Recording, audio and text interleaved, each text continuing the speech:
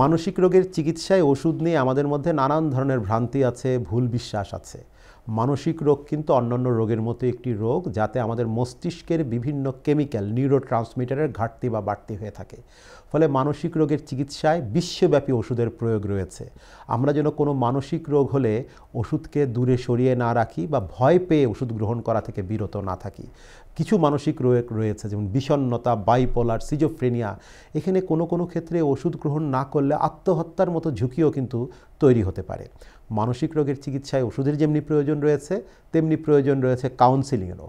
কাউন্সিলিংয়ের মধ্য দিয়ে, কথাবার্তা বলার মধ্য দিয়ে একজন ব্যক্তি তার চিন্তার জায়গাটিকে সঠিক মাত্রায় নিয়ে আসতে পারেন, তার চিন্তার ত্রুটি থাকলে সেই ত্রুটি থেকে শোধরাতে পারেন, পাশাপাশি ওষুধ তার রোগের যে কারণ, যে কেমিক্যালের যে ইমব্যালেন্স সেটিকে ঠিক করতে পারে।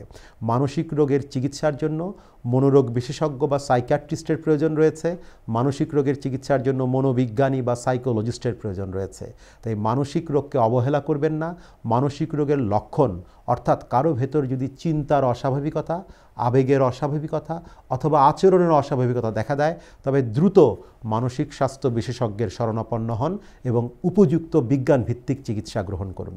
মানসিক রোগকে ভয় পাবেন না, এড়িয়ে চলবেন না, লুকিয়ে রাখবেন না। মানসিক রোগকে দ্রুত শনাক্ত করুন, সুস্থ থাকুন, ভালো থাকুন।